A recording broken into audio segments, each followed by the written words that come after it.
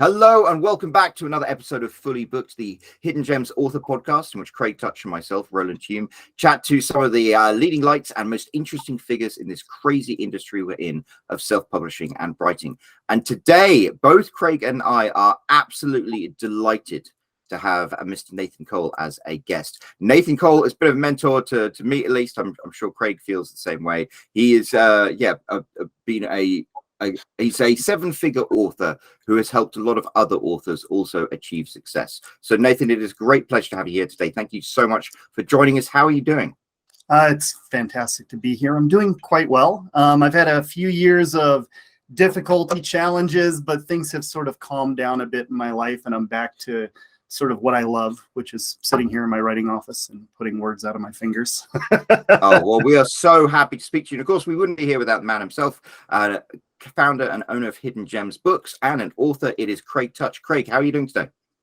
Doing great. And you're right. We are delighted because, you and I have talked a little bit in past episodes about how we sort of started around the same time, and we came up with writing in private author groups on the internet, where everybody was sort of learning things as they go. The industry was changing like crazy, and everybody was sort of figuring things out and sharing things. And there was that whole atmosphere of everyone, helping each other, bootstrapping each other, and, you succeed, I succeed kind of mentality, which, you can still find sometimes now, but, sometimes it's a little more cutthroat, or not everyone always shares as openly as they used to, but certainly there are places where that happens. And Nathan was the founding member, I think, of that group, and so we've known him for as long as we've known each other, and so it's great to have him on. And he's a big proponent of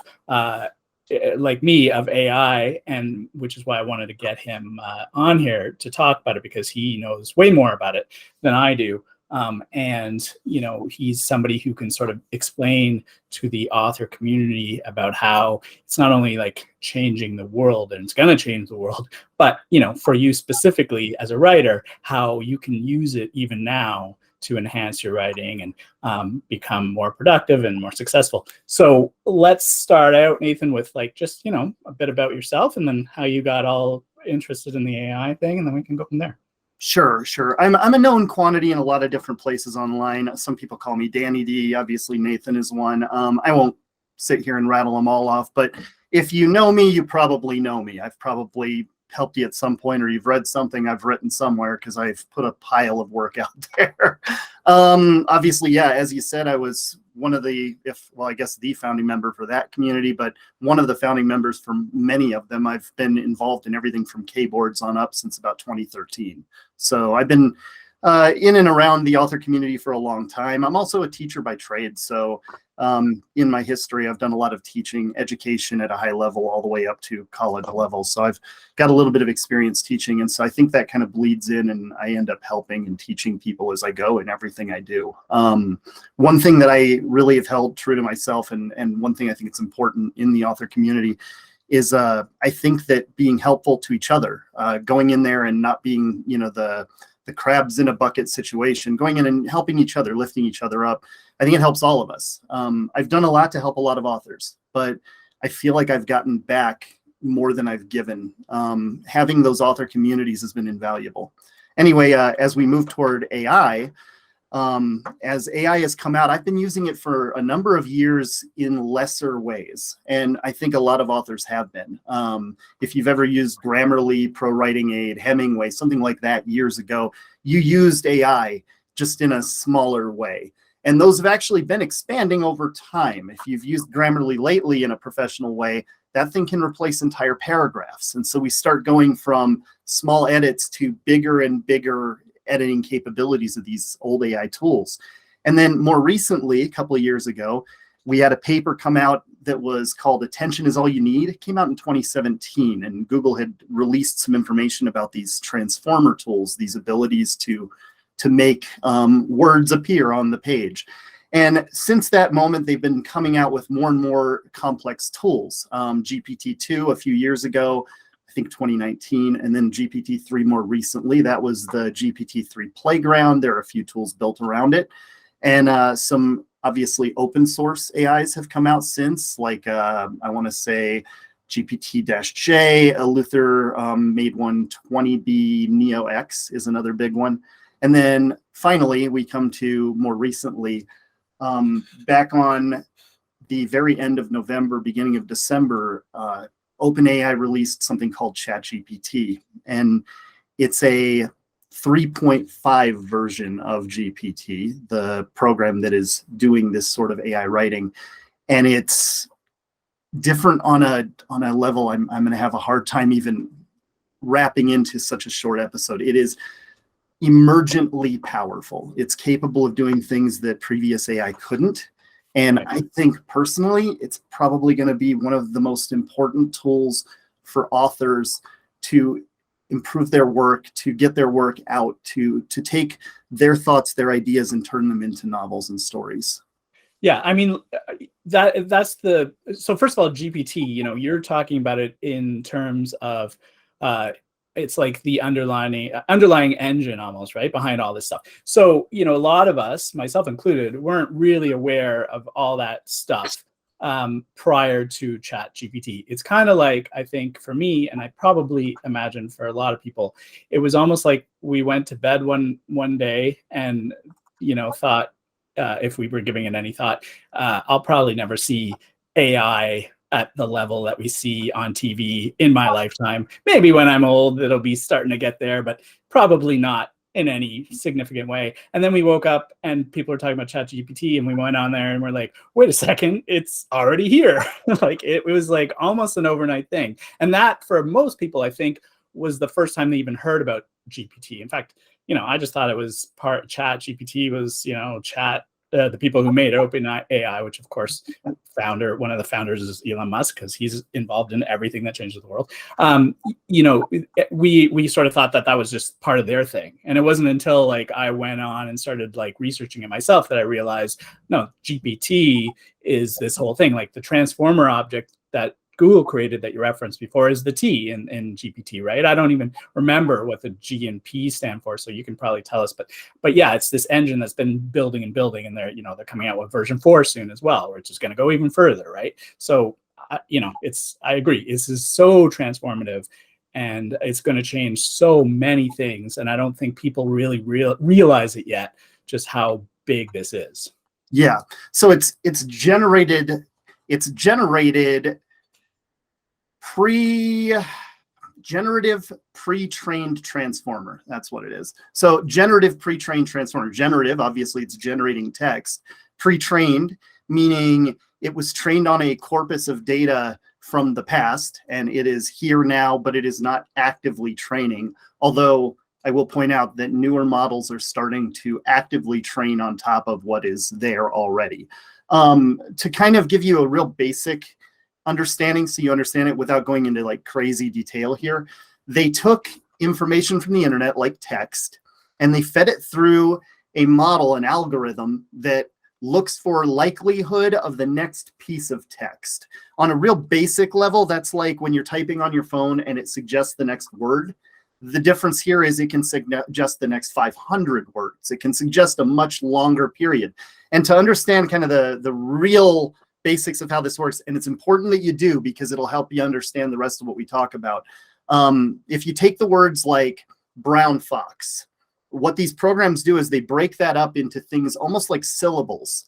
But the syllables that a tokenizer uses, that these programs use, are not syllables like we understand them in humanity. They might even go across words. So for example, brown fox might have 2 tokens in the middle. Own space foe might be 1 token. 1 token might literally be OWN space FO. And you can see in brown fox, that's the interior portion of those 2 words. So now it looks at that and says, okay, own foe, what are the token that came before it? What's the token that should come after? And it's going to come up with a table, a list of 5 or 6 different options that are likely, and it's going to throw a die and it's going to pick one of them. Now, the most likely one is going to have a higher percentage of choice. It's going to be more likely to be picked. The least likely one, less likely, but still could happen. You could roll that die and get a 3% chance and get one of those other words. And so by training this on enough data, they started to get a program in GPT-2, the original versions, that could do a pretty good job of giving you the next word and the next sentence. But what's happened is they realized as we train this on more and more data, we're getting more and more emergent capabilities. And by emergent, I mean things they didn't program into the model, and yet they can happen, they exist. The way I like to think about this is, if you look at the wind blows around, it's fine. It's usually fairly safe. Sometimes it can do a little damage, but for the most part, it's fairly invisible. It's just blowing around out there. You can harness it. You can build a big windmill, but it's mostly just wind blowing around, not that crazy. And that's kind of what the early versions of GPT were. They were wind. I mean, you could play with them. You could get a sentence. You could harness them a little, but you couldn't get anything too crazy with it. And then the newer models are more like a tornado. And by that, I mean, it's still wind, but I think we can agree that a tornado is wildly different than wind. It's wind, but it's concentrated. It's almost malevolent. It's destructive. It has a voice. It's dangerous. It can move. It has a visual attribute, a defined shape. And so when you're talking about what these models are today, I almost feel like they're more than the sum of their parts. They can do things that they never intended them to do. Go ahead. Well, from what I recall, I read an article about it, and I think the whole idea, you can correct me if I'm wrong, but I think the whole idea of being able to ask it questions was not something they really thought of as something they were trying to do with it. It was more like, I forget what the original use was, or they were, it was something about how they were going to use it for writing tool, as a writing tool or whatever.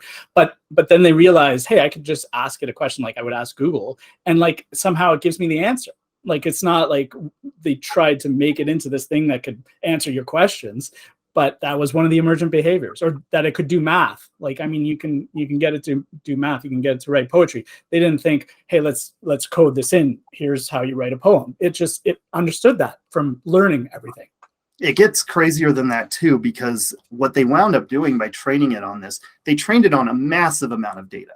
And so they went out there and they bought data. They purchased data that they could use for this training, big corpus files. There are big companies out there that sell huge amounts of data.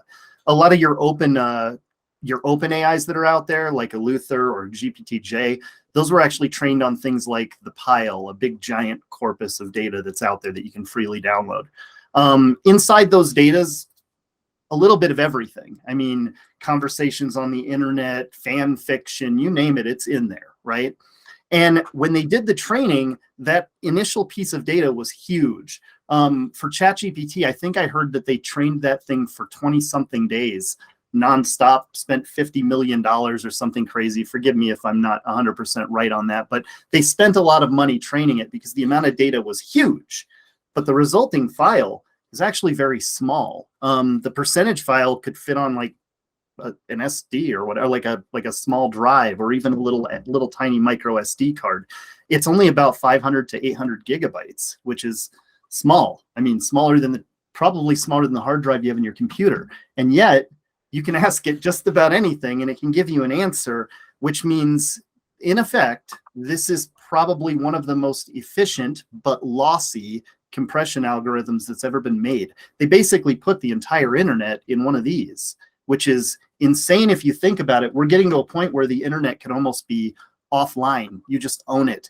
One of the reasons that we're not there yet is when it goes to reference this to find some information, it has to read the whole file really, really, really quickly. And the only things that can do that right now are things that can hold that file in working memory, VRAM. And so the only devices we have that really do that commercially today are video cards, like really high-end GPUs. So they're running these things on big servers with tons of like A100 GPUs to get it to run, and that's very expensive. But there's no reason why at some point in the future they can't come out with faster bulk storage, and your computer could just be fast bulk storage and a small processor that can query it. And you would basically have internet in a toaster. I mean, the whole internet in a toaster. I was just going to say, it sounds like you're trying to say that by scanning the internet, they were able to basically make like a Minecraft seed. You know how you have a seed in Minecraft where you type it in and it will generate the same world, even though it's like 7 letters, it will generate 10 times the Earth things exactly the same. So you could have that information and then auto generate an approximation of the entire internet. To some degree, but here's where you're going to run into your challenges. So you'd want to say, oh, it can make anything, but that's not really how it works. Think about how it's trained. It's trained on our words. We had intention when we spoke them. So what it can create is what the average of our words would create if we were asked that question. So if you wanted to recreate, say, a specific piece of text, if I wanted it to write Pride and Prejudice again, right? Surely enough people have read it, and there's examples of that in the model, but because it's obviously not copyrighted at this point. But that doesn't mean that it can rewrite it, because it's going to be going through, again, randomly picking percentages, and it's never going to get exactly the right thing. It's just going to get close, because it can ask us. It's like, well, what would the next line of Pride and Prejudice be? That also, though, means there are some limitations. We have limitations in terms of how closely it can recreate something, but also there's a big limitation in how much it can remember and work with at any given time.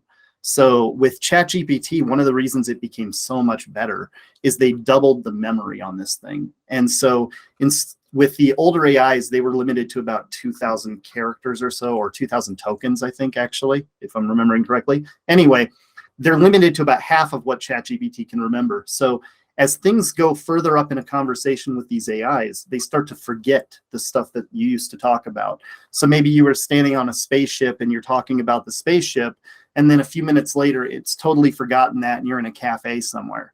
And so it has limitations that you have to work around. And that limitation, realistically, is about 1,500 words, or about roughly one chapter of a novel.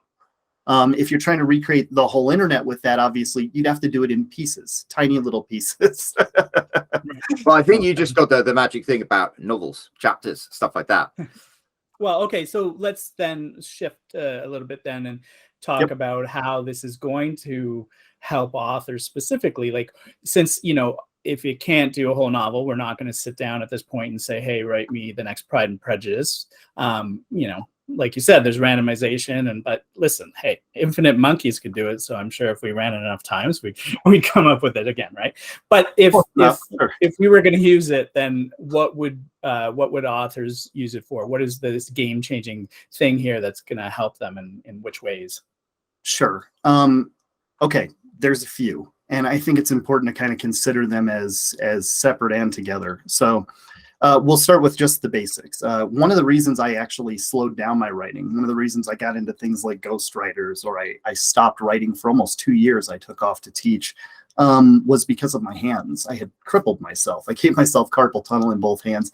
Writing for me was 2 wrist braces, copper compression gloves, sometimes speech, you know, literally speech to text. And so in some ways, AI gave me back my voice. And I mean this so much, because I'm a fast typist. I type 170 words a minute. I'm one of the fastest typists I've ever met, but I can't write that fast. And as my hands have become injured, I can't even write as fast as I used to. So maybe I could write at 40 words a minute or 50 words a minute, just thinking and writing and really getting that rough draft on paper. But with these new AI tools, I can put 1,000 words on that paper in a minute, and then I can look at that 1,000 words. Now, it's not perfect. It needs work. Bear in mind, again, it's picking likely choices. And one of the things that makes reading unique and amazing is that you're often reading things you don't expect. I mean, who wants to read a book that goes exactly how they expect all the way through? That would be very boring. And so it's going to spit something out that isn't necessarily perfect. It might not even be something that you want to use.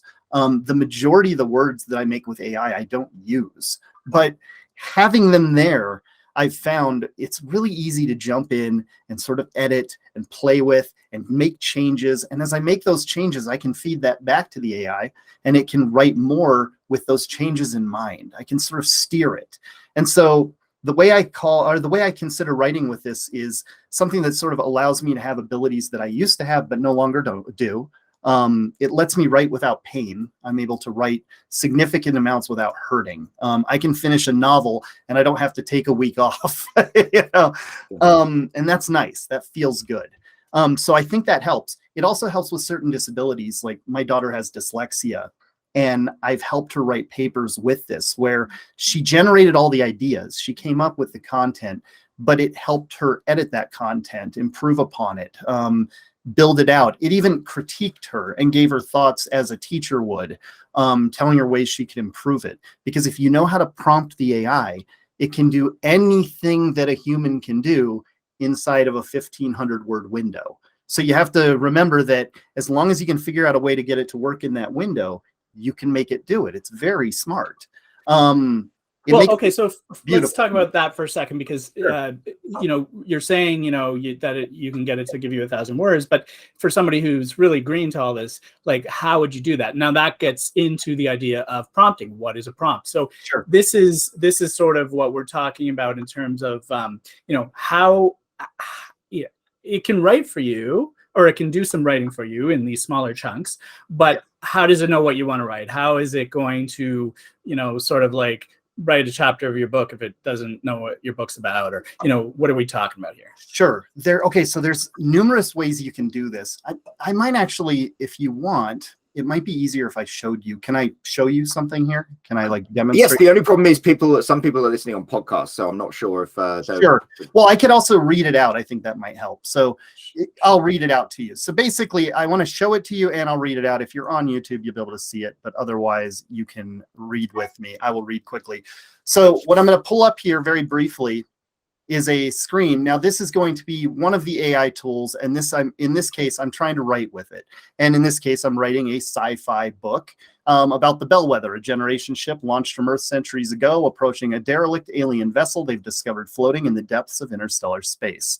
What I've done here is I've created a prompt. I've asked it for a scene. I say, scene, the Bellwether, a generation ship, yada yada. I wrote that. Now I ask it to send back some response, and it sends back a response. And here in this case, if you look at the screen, if you're watching on YouTube, there's a section of text that is white. That white text is text the AI gave to me. So in this case, it said, "We have a visual," said Lieutenant Kesselman, one of the ship's 2 bridge officers. He turned and called over to another officer standing beside his chair, "Commander Becker." A moment later, a middle-aged man appeared. "It looked like this might be a warship, Lieutenant," he reported after a quick scan through external scanners. Now, in this case, I've given it very little backstory. I've only told it it's a generation ship, that it's approaching a derelict vessel. And it's sort of making some things up. It's like, okay, it might be a warship out there floating around. And I could choose to take that and accept that, or I could choose to change it. In this case, I left that paragraph intact, but I did want to kind of steer it again. And so as it stopped, I wrote the next line, which is in blue on this case, if you're watching. It says, "Is it human?" Commander Becker asks, staring out the viewport at the distant object. So in this case, I'm adding to what the AI said. I'm sort of following along. I'm playing with it. One of the things that I really consider that makes me love this sort of writing is it feels like I'm playing a game, like an old text-based video game. And as I'm playing, I sort of steer it with my words. When I was younger, back in the 90s, I did coding on internet MUDs, which were multi-user dungeons. And you would log in and it was all text-based. It's kind of like a text-based World of Warcraft. And you would go through the world just by typing. And you'd explore areas and attack monsters and do amazing things and go on quests. This is like that. I'm sort of writing, but I'm sort of playing with the AI. I want to see what it gives back so I can play. Now, in this case, it gave back a paragraph and it says, "There's not much detail at this range." Now, notice it goes into purple. That's because that's where I edited. In this case, I'm editing this line. I didn't like what it gave me. It was saying there's not much detail in range and blah, blah, blah. I had a big section of text, but I want something different. But those protrusions might be weapons or torpedo tubes. It's possible Earth launched more ships after we began our journey. We'll get closer before making a precise analysis. So in this case, I literally just reached into that sentence and made a change. Now, by making that change, I actually changed the thought pattern of everybody in the scene, because when I hit send again and ask for more words, it's going to use that as part of the context. It's going to use that as part of the historical information I've given it. Because like I said, it has a window of memory about 1,500, 2,000 words, give or take. Some have more, some have less. It depends on the tool you're using. But the point is, go edit that paragraph, or do you have to repost the paragraph? Oh, in this tool, I can edit the paragraph. In some Oh. tools, you'd repost the paragraph. It depends on the tool you're working with. They all work differently. And, right, and let's clarify that. So, you know, yes. most people are aware of ChatGPT, Yes. but this tool specifically, this isn't ChatGPT, right? You're using one of the novel writing tools that is based on GPT technology, but it's not ChatGPT. This one's actually based on open source AI. So it's actually run open source and secure, and they're not using that information to train the model or anything along those lines. When you submit to ChatGPT, one of the challenges there is that they say very plainly right on the thing, we're going to take your information and look at it. And so if you want to write a book that's, you know, uniquely yours that isn't out there like that, obviously that is one consideration. I like having tools that I have more control over. I've been really enjoying using Novel AI and some other tools like it. Obviously every tool is different. I'm using this one though because it has a really robust editor, and it's a good way to kind of show you what you can get from an AI and what changes you have to make that good or readable or something that's yours. One of the keys you're going to notice here as I go is I'm not trying to let the AI rate my book. And there are many reasons for that, but I mean, the biggest one is it really can't. If you keep hitting send, it's going to lose the script incredibly quickly. It doesn't really know where it's going. And AI has a real tendency to summarize. So if you ask it to write a chapter, it's going to try to summarize a whole book in that chapter and shove it in there. And it just doesn't work. It doesn't have the flow of a story. But if you do it like this and you're writing just a piece back and forth, it becomes good. Again, you can see that in blue on the next couple of sentences, I wrote those and then I let the work go. Now here, I only had one word that it said before it said something that I didn't like. And I went in, dove in, and I wrote some sentences again. So it said understood. And then I jumped in and I said, the commander said, trying to keep his calm composure, this trip was supposed to be humanity's last hope, and so on. Again, I can go down and continue. Now, if I wanted to write a new sentence, a new paragraph, if I wanted to use this as an assistive tool, there are many ways I can steer it. I could just ask it for the next paragraph. I could just hit send, and it's going to use all of the background information just like it is now. So what it had stopped with was silence filling the bridge. They're trying to communicate with the ship. Sir, the first officer spoke to the mic. The alien has responded. They're not happy to see us. How so, Commander Becker wondered aloud. So it's starting to talk. Something's talking back, whatever. I don't like it. I can go back. I can get rid of that entirely. Let's say I wanted to make sure this next line started with dialogue. I can feed it a dialogue cue and hit the button, and away it goes. It'll start talking. Sir, they're dead. The words hung out there in uncomfortable silence. No matter how much everyone in the crew tried to pretend the possibility didn't exist, deep down inside, we're all convinced it wasn't possible, it was only certain. Again, you can notice that the words are not always great. Sometimes the sentences don't have good prose. This particular model is actually running off something I helped build. So I built an overlaying model that sits on top of this based on my own books and my own writing, and it's trying to write in my style. And it does a pretty effective job of it. But sometimes the words just aren't right. You get rid of them. That's a basic explanation of how I'm writing with it. I use it as an assistive tool. I use it to sort of dive in and write words. And when I finish with the book, you know, the AI has not written the book, but it helped. A second way you can use this, let me go ahead and stop this share real quick. I'm going to talk. So that's so to summarize, like that way is to help you with sort of the speed of writing. It's almost like writing with a co-writer, where you're like the head writer and you get to like say no, veto things and change things, but then the co-writer will go ahead and keep writing, and then you just keep giving it more ideas. It's an endlessly patient co-writer that you can't offend. So you can really, I mean, if you don't like what it says, you can tell it to do it better. You can tell it to do it different. You can tell it to write it in a different style. And then more specifically, you can jump in and make it do different things. If the girl in your romance story just isn't falling in love, you can go in and make those edits. You can change what she's thinking, and then she is falling in love, and everything from that point is going to follow suit, at least within the context. Remember, you can't keep remembering past that context window. It'll fall away and it's gone. At the same time, I think it's really important to remember that that I can't write a novel either. I can't sit down in this chair at my keyboard and write all 30 chapters of a novel in one shot. I'm going to have to stop. I'm going to have to plot, plan, produce. So that brings me to the second part of what this can do and why. So I talked a little bit about like, this is just raw writing. Like I can put words on paper with it. That helps me as somebody who has some disability as a result of this job and this career. It gives me the ability to have my voice back. I can write just as fast as I ever could, maybe even a little bit faster, and I can put more work out as a result without pain. That's huge. But what about if you didn't want to use a single word of that? It could still be useful. You can be using this like a brainstorming tool. Tools like Pseudo-Write, ChatGPT, you can ask it for where that story is going to go. What would be a good plot hook here, a good next scene? And then you could take the information it gives you back, and it's sort of like a way to break past your own writer's block. You can be like, I love what that says. I'm gonna use something like that, but I'm gonna write it my way. And I find a lot of what I do in AI is not using AI to write. It's using AI so that I immediately know what not to write. I can have it give me a paragraph and I can say, no, that's not how this story goes. Let me get in here and I'm going to edit that and make that different. And so you might not even need to use a single word from this, but it could still just supercharge the speed of your generation, because you never have that moment where you just don't know, where you're sitting there going, how do I even start this chapter or this paragraph or this next line?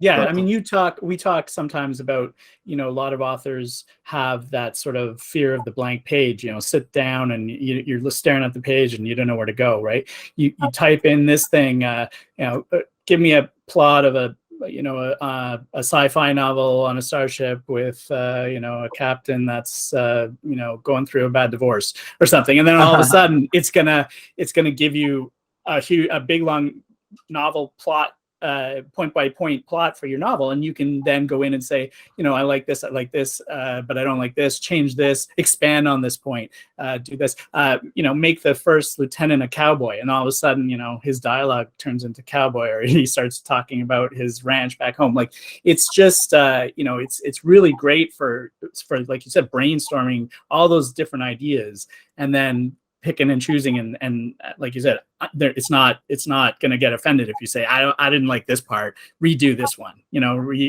Chapter 3, he said this was going to happen. Instead, let's say this happens now. And now continue on, and it'll like replot out everything from that point, right? Yes. So yeah, it goes even deeper than that, because this, as I said, it has generative abilities. So because it's a completion model, knowing how to use it to sort of abuse the fact that it will complete what you're writing is extremely useful. For example, I was using Bing AI, which is actually built off of a slightly more advanced version of GPT. It's GPT-4. Bing's new chat mode, it's currently in it's in beta, but you can get in with signing up for their wait list. Anyway, their AI is still a little bit in its infancy. It starts to go nuts after you talk to it for a while. But initially, you can give it a command and tell it to build, say, a program or a world. And the example I always go back to is Zork. If you've ever played, back in the early 80s, they came out with this program. It was a text-based role-playing game called Zork. And I was there, Gandalf. I was there 3,000 years ago. Yes, I was too. I know. I've got some gray. But Zork is cool because it was this text-based world. You're standing outside of a house. There's a mailbox. Open the mailbox. Pull out the envelope. Look at what it says. Go in the cave. You could do these things and type what you wanted to do. And as long as what you wanted to do was programmed in there, you could do it. But here's the crazy thing. I can tell Bing or ChatGPT that I want to play Zork, and it will produce a version of Zork that is not exactly the same, but it's really close. And it'll let me play the game. And I could type anything. I could be like, I want to pick up a grain of dirt and split the atoms, right? And it will tell me what happens next. It has never been programmed in there. It just exists because the people who are programmed in there, all of our thoughts that were collectively put on the internet, knows what the next scene of Zork would look like, or how they could imagine what it would look like. And so can the AI. So it can literally build entire programs. And this is extremely useful for authors. And when I say programs, I mean with no code. They can code too. You can ask it for Python code and it'll give it to you. But you don't even need code for this. You can tell it to build that app and it just exists. I was sitting in my bathtub trying to come up with a way to get like better interactions between characters. I wanted to have conversations between me and my female character in my romance novel and make it a little bit more organic. So I'm sitting there thinking of how I could do it. And in 10 minutes, I had built a dating simulator in ChatGPT where I could decide I want to swipe left or right on people, pick the one I want, start dating them and talking with them. And next thing you know, I was building entire conversations for my characters just by sending text messages back and forth to an imaginary person. But no piece of the code I'm describing actually exists. It just looks at the model and says, what would the next screen look like, and shows it to me. Right now, this is in its infancy, but it's going to get pretty wild. I've already done experiments all the way up to video, where I'm producing video from text, and it's wild. Yeah, I mean, I've done similar things with the text-based adventure where I didn't even say Zork. I mean, I used to play Zork, but I was more like, let's play a text-based adventure. We're on a spaceship, right? And then it just describes a spaceship, and it's like, what do you want to do next? Oh, look at the control panel. It was the same sort of thing as you used to do with Zork, like open the envelope or whatever. And yeah, it's generating the next response based on what you said, and it'll never be like, once in a while you'd hit Zork walls where they haven't coded that, right? And you type something and it's like, I don't understand that command or something like that, right? It'll never say that because it's just coming it up. But at the same time, there's no end game, right? It doesn't really have an idea of how that would end. So, I mean, you could play it, but you're never going to get to some satisfying ending because it'll just keep going and going for as long as you want to keep doing it. It'll even stop. I mean, it'll go nuts because, like I said, It can't remember the context. And so after you play long enough, it doesn't really know what it's doing, and it starts going crazy. Bing especially so. This new AI they've put out, if you talk to it for 10 minutes, it's going to start going crazy and freaking out. And I mean, it says things that you're like, oh man, is this thing okay? It starts repeating itself and freaking out and asking you not to turn it off. It's pretty weird. But mankind created artificial intelligence, and you gave it a stroke. I didn't mean to. I might have meant to. To be fair, I like playing around on the edges of a model like this and seeing what it can do. And what they can do is not what they show you. So if you go and log into ChatGPT right now, for example, what it can do is not what it can do. When it first came out in late November, I didn't sleep for 3 days. My wife finally came to me and said, you've got to go to bed. You can't, I don't know what you're doing here, but you can't keep doing it. And I hadn't slept. Why can't you just look at pornography like a normal husband? I know. But I didn't sleep because it was magic. It was producing completely unrestricted content. There was nothing stopping you from getting a romance out of it. You could build applications in it very easily, and it would just go along with you and let you do that. And then they started restricting that because they're trying to pull back a little bit on the creativity of some of these tools. ChatGPT, which is ultimately going to become Bing as GPT-4, the goal there is to try to build a search engine that isn't too opinionated and that isn't too creative. They actually want it to kind of stick to the facts. And the second we take that creative element out, we take away the ability to write. That doesn't mean that writing with these tools is going away. It just means that you might not be writing with Bing because they've restricted it. They've put an entire set of instructions on top of it. And when you ask it a question, those instructions are appended to your question. And so it's like, hey, don't call me Sydney. I'm Bing, and I can't do this, and I can't do that, and I can't, there better not be any kissing in this book or else, right? And so it'll actually stop you and block you from doing that, which doesn't mean you can't use these tools. It just means, again, you have to think about what's this tool good for? Which tool can I use for what I'm trying to accomplish? And that comes down to just understanding the tools, understanding what they're good for. I don't think they're good for everybody. I think there are plenty of people. When I was working with ghostwriters, I knew authors that tried and couldn't do it. Just said, this is terrible. I don't want to work. I feel like I'm writing the book for them. I'm working so hard. And I can admit to seeing that to some degree. I mean, there's ghostwritten books I picked up that I had to write more than they did, which was fine, but it was still a lot of work. And there was moments where I said, why didn't I just write this stupid thing myself? So I think some people will benefit more. And it does help if you're used to working in a text environment.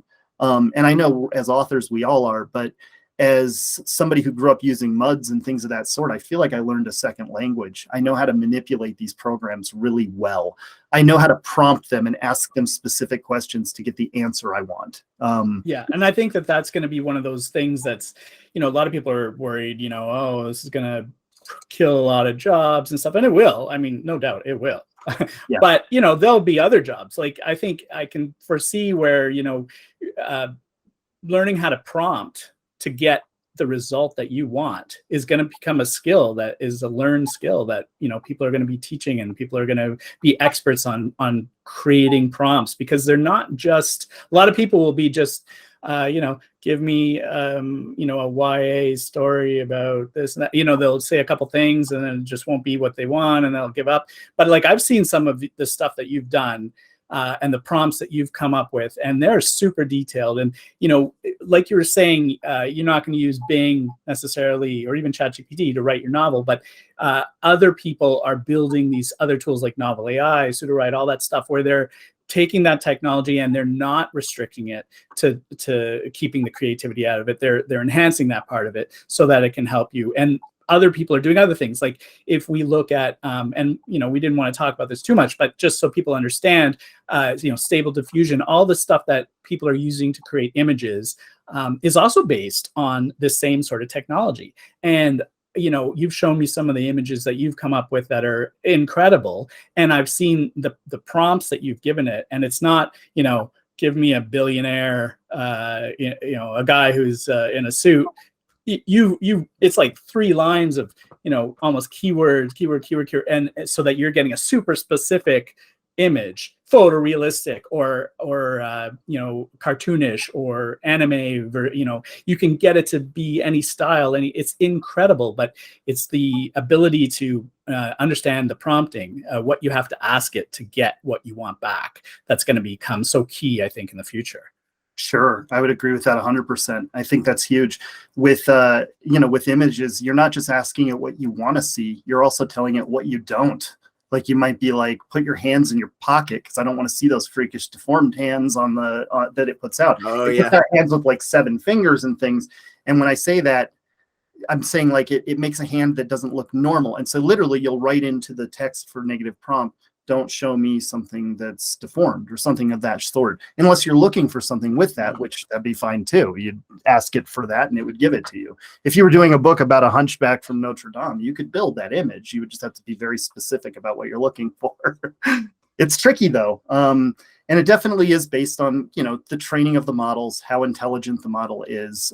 Older models are less capable, newer models are becoming more. But I think we're getting to the point where production of photorealistic people is obviously already possible. That's very easy. People that don't exist, I mean, just anybody, any pose, any position. I've been taking them where I'm literally standing in front of a white wall, taking pictures of myself in a pose, and then turning myself into the billionaire muscular dude on the cover. And so I have several books out right now that have me on the cover, but not me. Yeah, I think it's really incredible what you can do. And I mean, you know, okay, so listen, we've talked about plotting and brainstorming, you know, even cover design people are doing it. What else can this do? It can edit, right? I mean, it's not going to necessarily replace editing right now, but it can certainly be a good first pass of your stuff. I mean, maybe you can't feed it the full, although actually you said in like Novel AI, you can feed it as something like 90,000 words. Yeah, or something like that, right? Yeah, in these programs, you can feed as much as you'd like. And in something like ChatGPT or a program like that, you would have to limit how much you feed it, obviously, because it's going to limit its context. Even in these programs, though, even in programs that are built for this, it still has a context window, a small area that it can see and an area that it can't. So in that instance, if I fed it 90,000 words, it can't see all 90,000. That's not that useful. So more reasonably, you would ask it to edit a chapter or a piece of a chapter, depending on how much you have for that window. But you could do that for the entire book. You can sit there and edit piece by piece.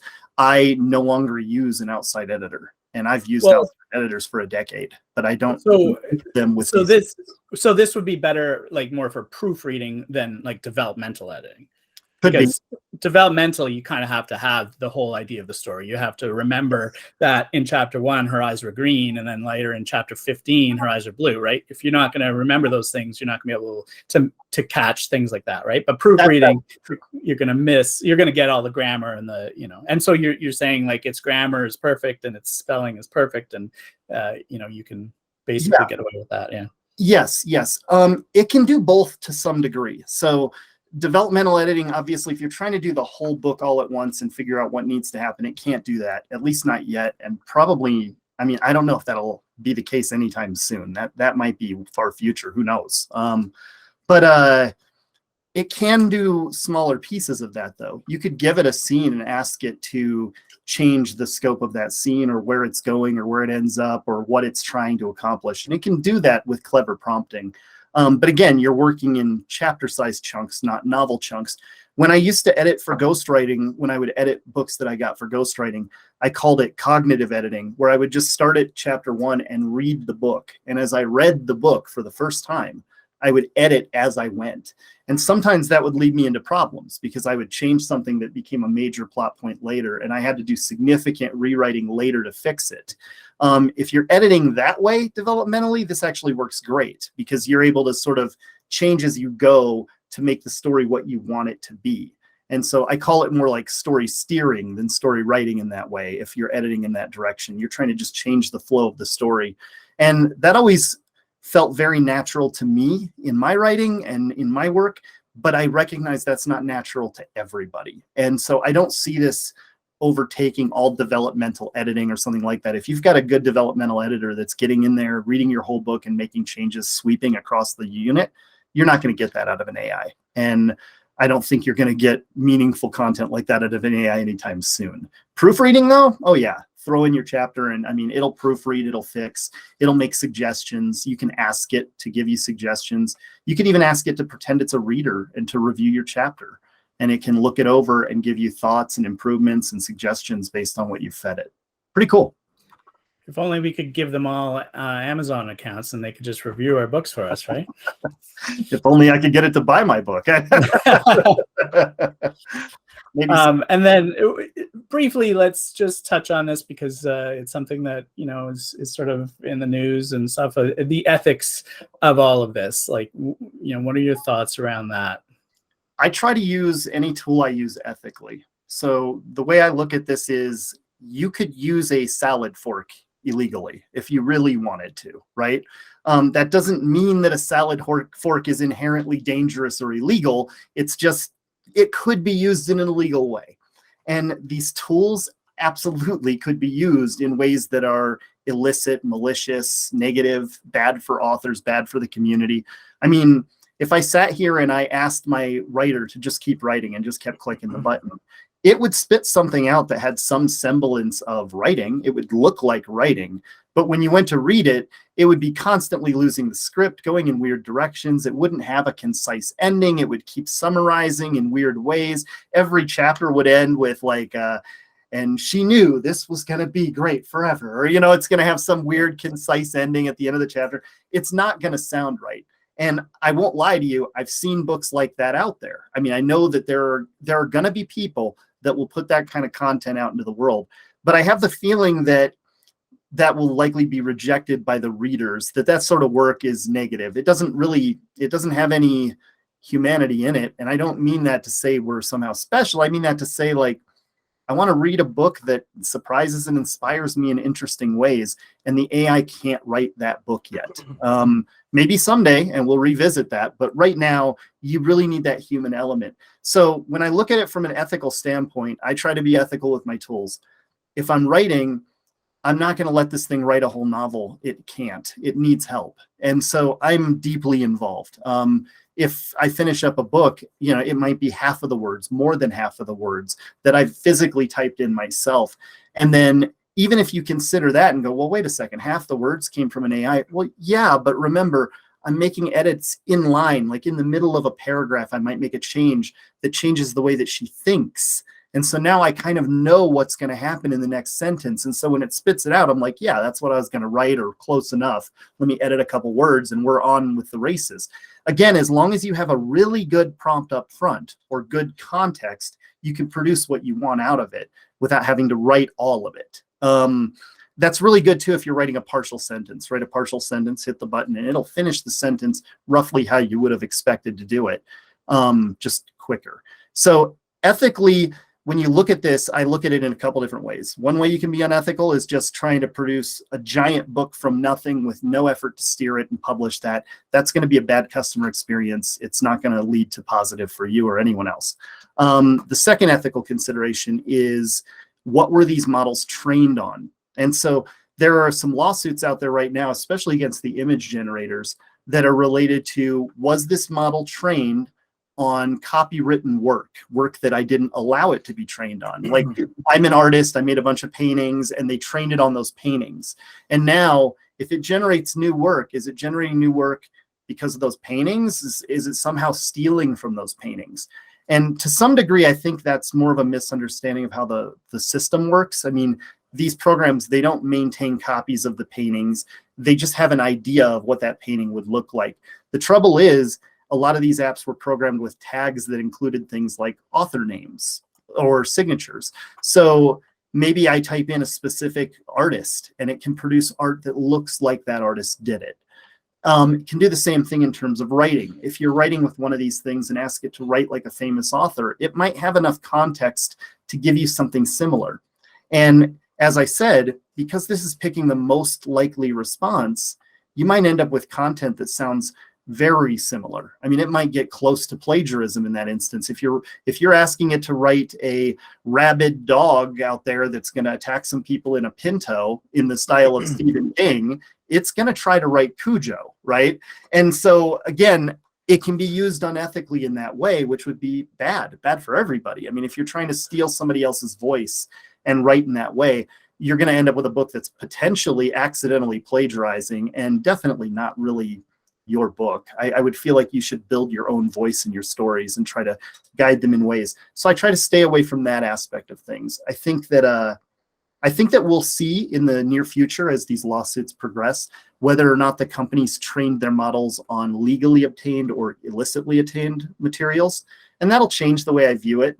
I mean, obviously, if they came out and said, hey, this is made with a whole bunch of stolen copyright material and it's spitting out stuff that they wrote, and oh my goodness, that would be bad. That would be a negative. And that's something we'd consider in the future. It's not something I'm terribly concerned about now because I've looked into the background of what these models are built off of, and I'm comfortable with what they've been built off of.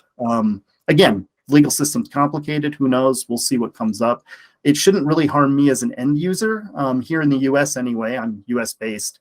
There are things like ex post facto laws, fair use rules and regulations, and ex post facto is specifically forbidden. So like they can't make something illegal in the future and come back on you for something you did today.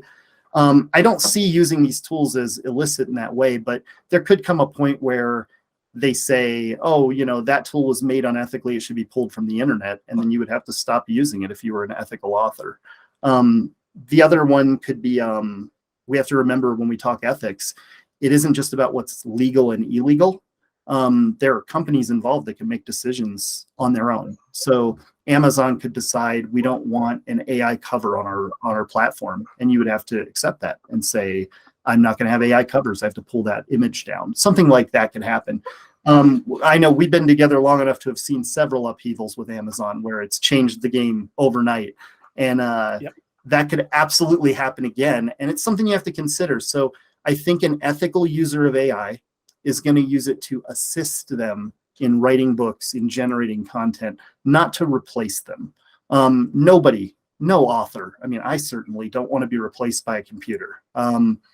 I don't want a computer to spit out words for me that I don't mean. I want to be involved deeply in that process and to put out things that are meaningful to me, good stories. I've joked in the past that I made my living, all the money that I've made in this business, I made it on a mountain of mediocrity. Like I made it on books that weren't the best. And I say that because I'm my harshest critic. I'm always looking down on my own books and saying that's not as good as that other person's. Why can't I write like them? And this doesn't make me write like them. It doesn't. But it does improve me. I feel like I'm writing better now than I ever have. I feel like the skill set that I've built up in this business allows me to do more with it, and that I can do that ethically and intelligently and make profit. And it's working. So that's also important. There are books in the top 100 right now that were written with AI assistance. That's fascinating. You know what?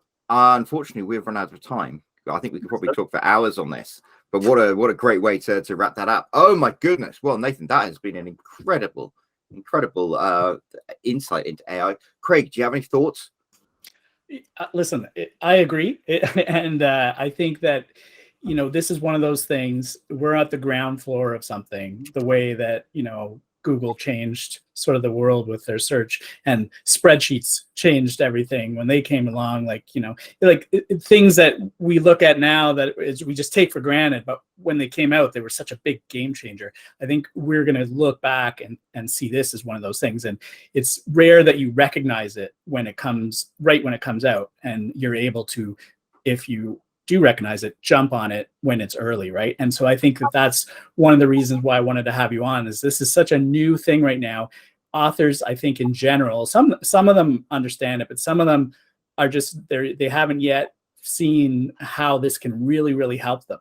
And I think that the quicker authors get on board, the less chance they'll have at being left behind, because there's so many ways that this is going to make their lives easier, improve their work, earn them more money.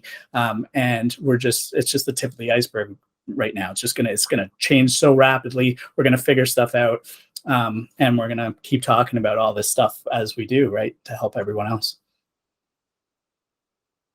Yeah, absolutely. Oh, well, Nathan, where can people, well, if you have anything to hawk, so to speak, where can people find you to? I've got nothing to hawk. I'm just here to help authors. I mean, I've always have been. At some point in the future, I might put something together, but I mean, that's always been the case. I sort of go along and I help as I can here and there. I've done everything from write books to help authors to have talks like this and give keynote speeches at conferences. So I'm sure there'll be more from me in the future, but for now, this is it. That is amazing. Thank you so much, Nathan, for joining us. Hopefully everyone listening has found this a fascinating conversation. If so, make sure to drop a comment down below, slap that like button. If you haven't already, whether you're listening as a podcast or whether you're watching us on YouTube, hit that subscribe button, and we will be back next week with another special guest. Thank you so much for supporting us. Bye.